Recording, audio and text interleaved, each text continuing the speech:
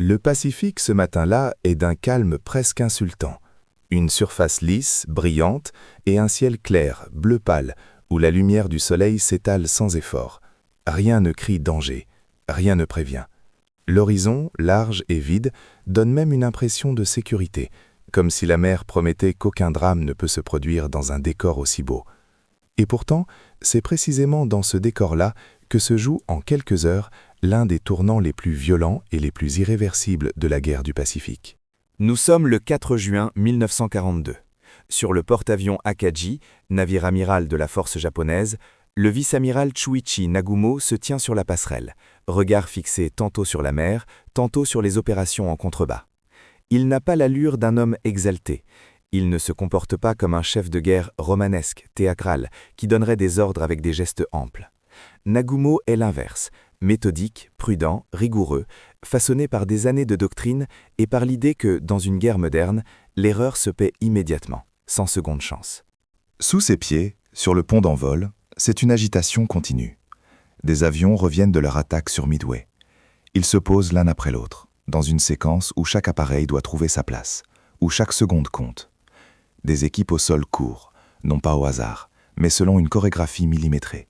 On dirige les avions, on sécurise les zones, on signale, on accroche, on pousse, on tourne, on fait glisser des machines lourdes au centimètre près. Le pont d'un porte-avions est un monde à part. Le vent, le bruit des moteurs, la chaleur, l'odeur du carburant, la tension dans les gestes. Et en combat, ce monde devient plus dense encore, plus dangereux encore, parce qu'à tout moment, une étincelle, un choc, une mauvaise manœuvre peuvent transformer un endroit rempli de carburant et d'explosifs en fournaise. Depuis 6 mois, cette force japonaise, le Kido Butai, a donné l'impression d'être invincible. Pearl Harbor a été un choc planétaire. Ensuite, les opérations se sont enchaînées. Attaques rapides, prise de position, destruction de bases, coups portés là où l'ennemi ne les attendait pas. La flotte japonaise a bougé comme un orage, apparaissant puis disparaissant, frappant et repartant, toujours avec cette sensation d'avoir un coup d'avance.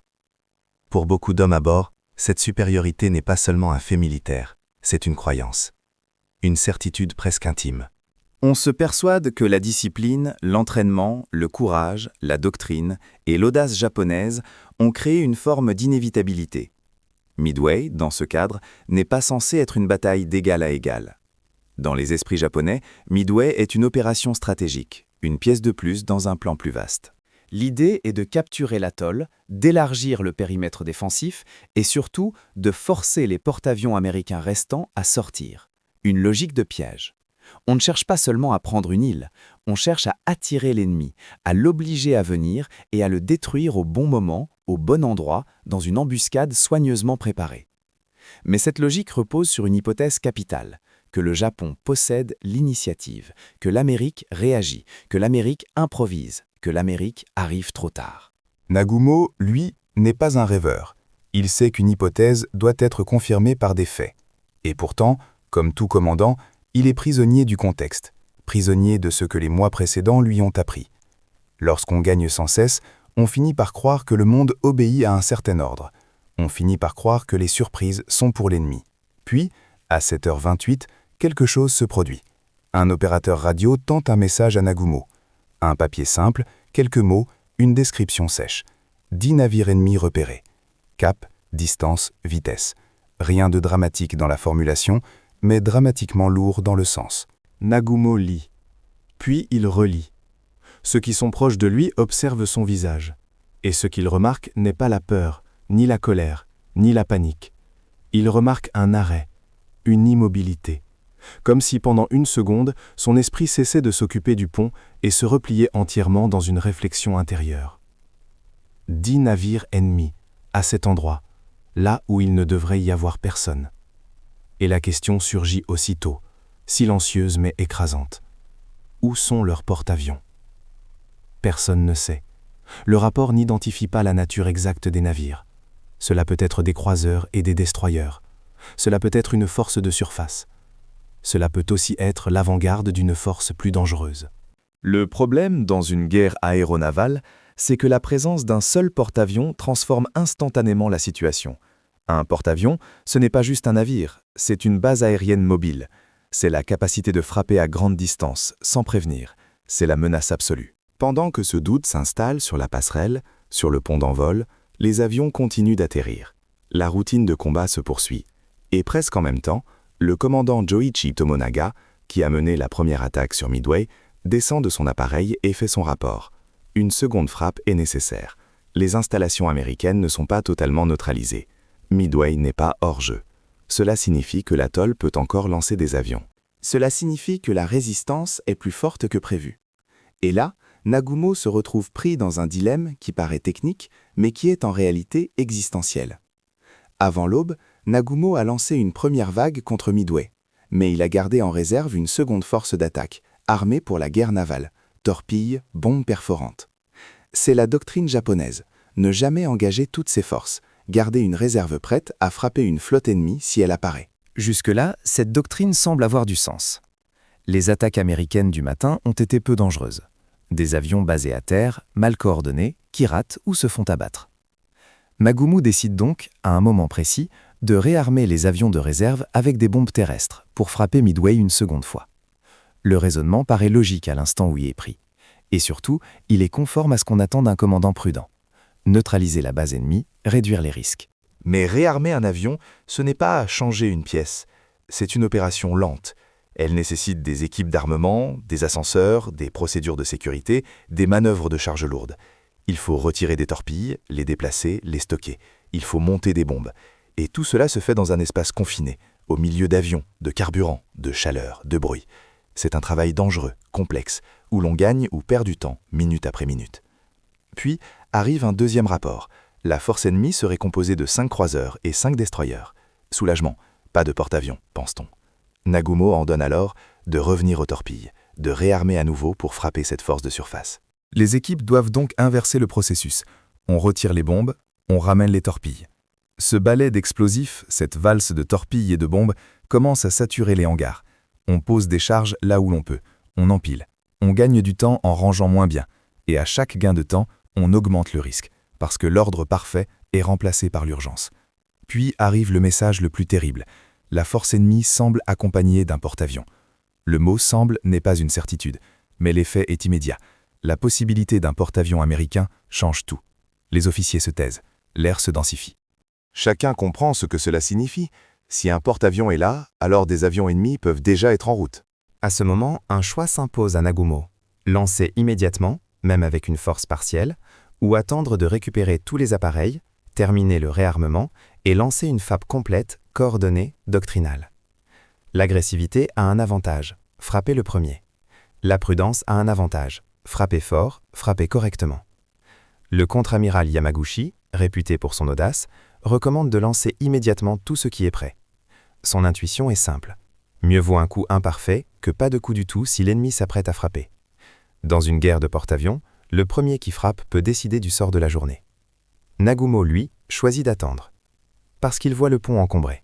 Parce qu'il sait qu'un porte-avions ne peut pas lancer pendant qu'il récupère des avions en masse. Parce qu'il veut une frappe complète. Parce qu'il est Nagumo, un homme de doctrine, un homme de prudence. Et donc, ils attendent.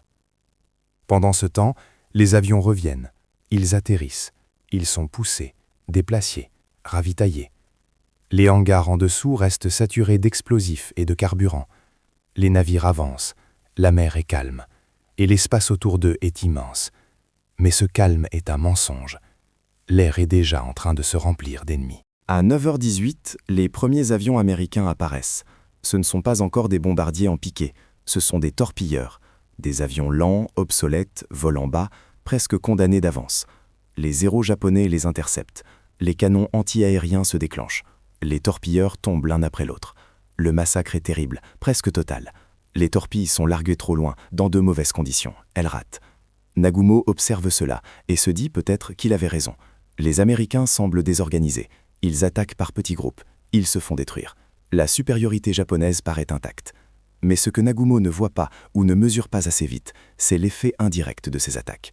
Les torpilleurs ne font pas de dégâts matériels, mais ils tirent la défense japonaise vers le bas. Ils attirent les chasseurs à basse altitude. Ils focalisent les canons et les yeux vers la ligne d'eau. Ils saturent la réaction japonaise. Et pendant que tout le monde regarde l'horizon et la mer, Personne ne regarde vraiment au-dessus. Puis, à 10h22, la catastrophe descend du soleil. Les bombardiers en piqué américains surgissent à haute altitude. Ils plongent presque verticalement. Ils tombent du ciel comme des pierres. Dans ce moment, sur la passerelle, le temps se comprime. Les cris fusent, les ordres se superposent. Manœuvre d'évasion, tournez, vitesse. Les porte-avions tentent de virer, mais leurs coques immenses ne tournent pas comme des chasseurs. Elles répondent lentement. Les bombes tombent. Sur l'Acadie, l'impact est fatal. Des bombes pénètrent jusqu'au hangar. Et là, dans cet espace déjà saturé de carburant, Les torpilles chauffent. Les explosions secondaires se multiplient. Le feu se propage à une vitesse inhumaine. En quelques secondes, le hangar devient une mer de flammes. Et ce n'est pas seulement l'Acadie. Le Kaga est frappé, plusieurs fois. Les impacts successifs transforment son pont en brasier. Le Soryu est touché à son tour. Son pont se déchire et les flammes le dévorent. 3 porte-avions en feu en 6 minutes. C'est une image presque impossible à accepter, même pour ceux qui la voient. Les hommes qui, 1 heure plus tôt, se croyaient maîtres de la situation, comprennent brutalement qu'ils viennent de perdre le cœur de leur puissance. Ce ne sont pas des dégâts réparables, ce ne sont pas des incendies contrôlables, ce sont des navires condamnés.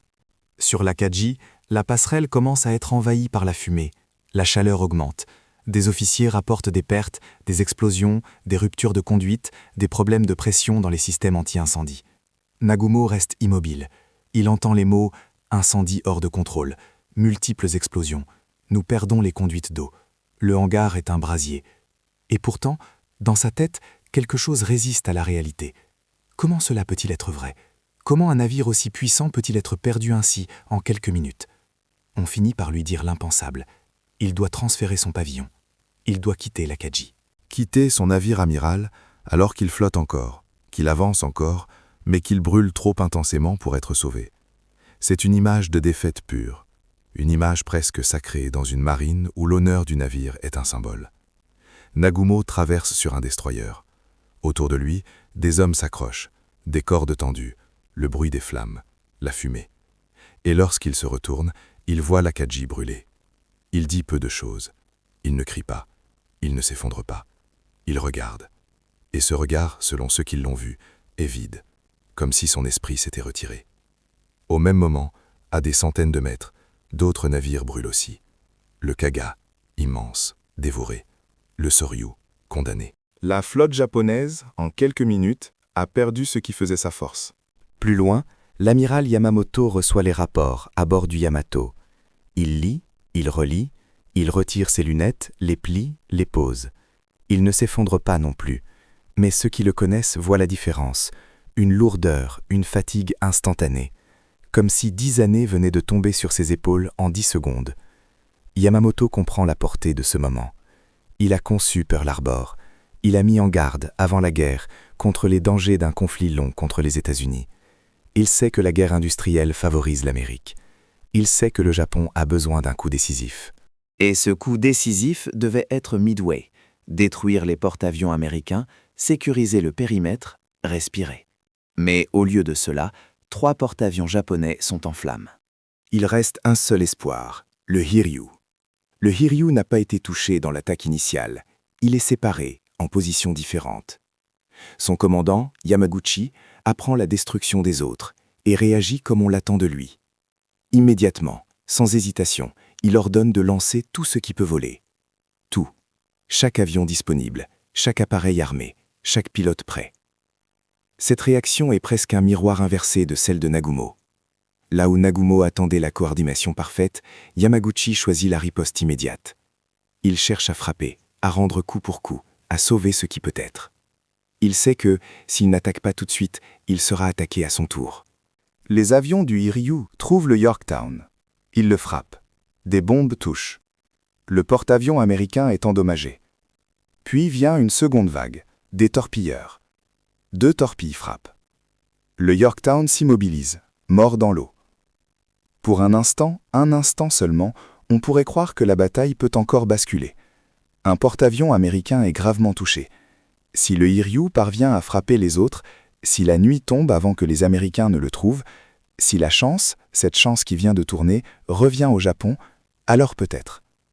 Mais l'Amérique trouve le Hiryu. En fin d'après-midi, des bombardiers en piqué arrivent. Ils plongent, ils frappent. 4 bombes. Les mêmes scénarios. Le pont explose. Le hangar prend feu. Le Hiryu, à son tour, devient une torche. Et là, comme un symbole tragique, Yamaguchi choisit de rester.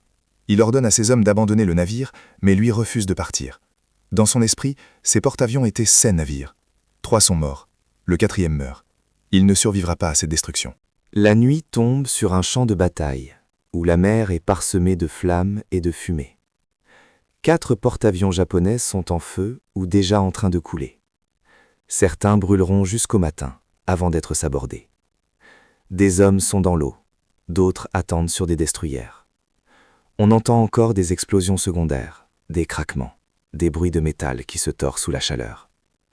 Le Pacifique, si calme au lever du jour, est maintenant un cimetière ardent.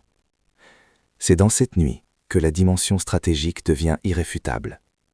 Sans couverture aérienne, l'invasion de Midway est impossible.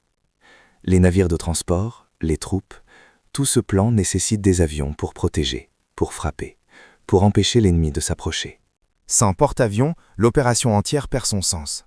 Au petit matin, Yamamoto donne l'ordre d'annuler l'occupation de Midway. Retraite générale. Tous les navires se replient. Dans les faits, c'est un aveu. Le pari a échoué.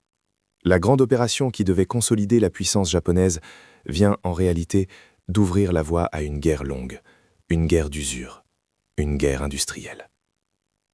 Plus tard, bien plus tard, les Japonais chercheront à expliquer. Ils parleront d'un avion de reconnaissance lancé en retard. Ils parleront du timing. Ils parleront de la décision de réarmer, puis de réarmer encore, et du chaos dans les hangars. Ils parleront du hasard des attaques américaines. Ils parleront de la prudence de Nagumo.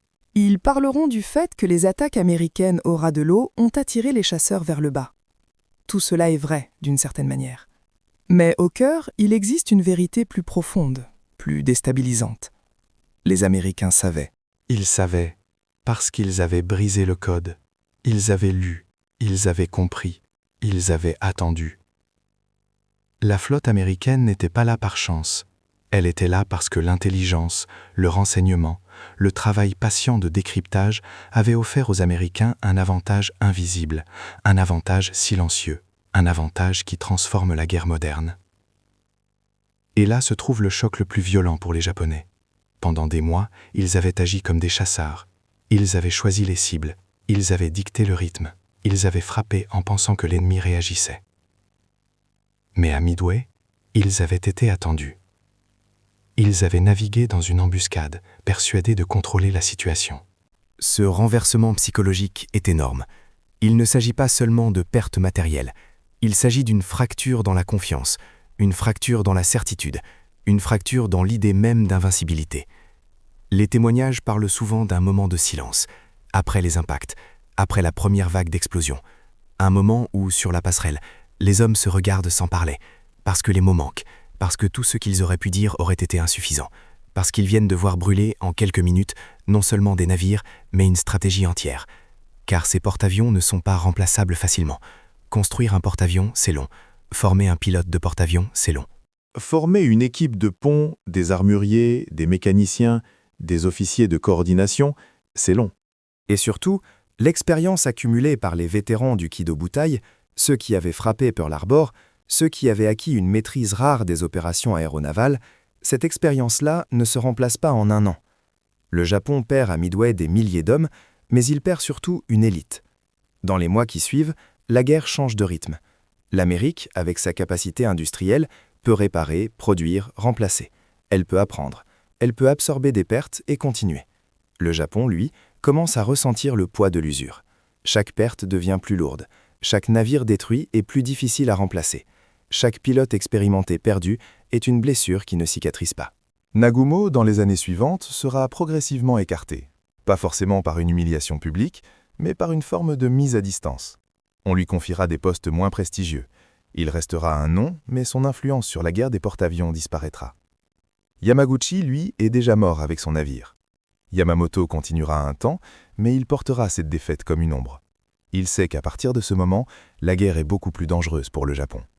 Et même Yamamoto ne pourra pas échapper à cette logique du renseignement. Il mourra plus tard, intercepté parce que ses déplacements auront été décodés.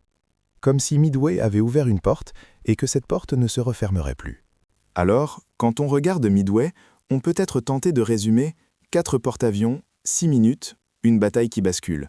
Mais cette phrase, si elle est vraie, ne rend pas justice à la profondeur humaine de ce moment. Il faut imaginer les hommes sur les ponts, voyant tomber des camarades. Il faut imaginer les mécaniciens dans les hangars, au milieu des flammes, tentant de sauver ce qui peut l'être. Il faut imaginer le bruit, les explosions, les alarmes, les cris, le métal qui se tord. Il faut imaginer l'odeur, carburant brûlé, fumée, huile, sel, chaleur. Il faut imaginer la sensation de chaleur sur la peau, la fumée qui brûle la gorge, la panique de chercher une sortie dans un navire qui se transforme en piège. Il faut imaginer aussi la passerelle, les officiers qui reçoivent des rapports contradictoires, les décisions impossibles, le sentiment de trop tard. Parce que dans une bataille de porte-avions, il existe souvent ce moment où tout se joue et où la marge de manœuvre disparaît. Un moment où l'on comprend que ce n'est plus une question de compétence, mais de secondes, de minutes, de hasard calculé. Ce qui rend Midway si effrayante, c'est justement cette accélération. Le fait que des navires gigantesques, symboles de puissance, puissent être condamnés par quelques bombes au bon endroit, au bon moment. Ce n'est pas seulement la destruction matérielle, c'est la destruction d'une illusion, l'illusion que la puissance protège. Et au-delà de la bataille elle-même, Midway représente aussi une leçon sur la guerre moderne. L'information est une arme. Le renseignement, le décodage, la capacité d'anticiper peuvent valoir autant que des canons et des bombes. Les Japonais, ce jour-là, ne perdent pas seulement contre des avions, ils perdent contre une compréhension anticipée de leurs intentions. C'est là peut-être la raison pour laquelle tant de survivants parleront de vertige. Pas seulement la peur, pas seulement la tristesse. Un vertige, la sensation que le sol a disparu sous les pieds, que ce que l'on croyait solide ne l'est plus. Pendant 6 mois, la flotte japonaise s'est déplacée avec impunité. Elle a frappé où elle voulait, elle a contrôlé la narration du conflit. Elle a imposé sa présence. Et soudain, en une journée, elle découvre qu'elle peut être surprise, qu'elle peut être l'objet d'une embuscade, qu'elle peut être devancée. Et lorsque l'on comprend cela, on comprend aussi pourquoi, pour certains officiers japonais, Midway n'est pas seulement une défaite, c'est un choc psychologique majeur. Parce que la guerre n'est pas seulement faite de navires et d'avions, elle est faite de croyances, de confiance, de rythme. Tant que l'on croit être celui qui choisit, on se bat d'une certaine manière. Quand on comprend qu'on ne choisit plus, tout change. On peut imaginer Nagumo, plus tard, dans sa cabine sur un croiseur, regardant le vide. Le bruit du combat s'est éloigné.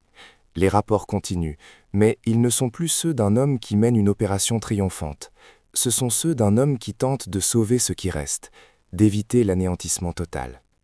On peut imaginer ses pensées, même si on ne les connaît pas exactement. Où est mon erreur? À quel moment ai-je perdu la main? Et surtout, comment ont-ils su? Cette question revient, parce qu'elle contient la clé du basculement. Et la réponse est cruelle. Ils ont su parce qu'ils lisaient. Ils ont su parce que le Japon, persuadé de son secret, n'imaginait pas qu'un adversaire puisse percer ce voile. Ils ont su parce que, dans cette guerre, la bataille se joue aussi dans des salles fermées, sur des tables de travail, sur des fragments de messages, sur des hypothèses, sur des patterns, sur une patience froide. Midway met fin à une ère, l'ère où le Japon frappe librement, l'ère où l'ennemi semble toujours en retard, l'ère où l'initiative japonaise paraît naturelle. Après Midway, tout devient plus dur, plus coûteux, plus lent, plus incertain. Et même si la guerre continue encore longtemps, même s'il y aura encore des batailles, des opérations, des offensives, Midway reste ce point de rupture, le moment où la trajectoire globale s'infléchit, pas parce qu'un seul navire a coulé ou parce qu'une île a été sauvée, mais parce que le rapport de force invisible a changé. Et au bout de cette compréhension, il y a cette image qui revient, celle du silence. Un silence sur une passerelle après des explosions. Un silence où personne ne sait quoi dire, parce que les mots sont trop petits, parce que ce qu'on vient de voir dépasse l'entendement. Parce que sans même parler, tout le monde comprend la même chose. Ce n'est pas seulement une bataille qu'on vient de perdre, c'est une stratégie, c'est une manière de faire la guerre, c'est une conviction. Et cette conviction brûle ce matin-là, au milieu du Pacifique.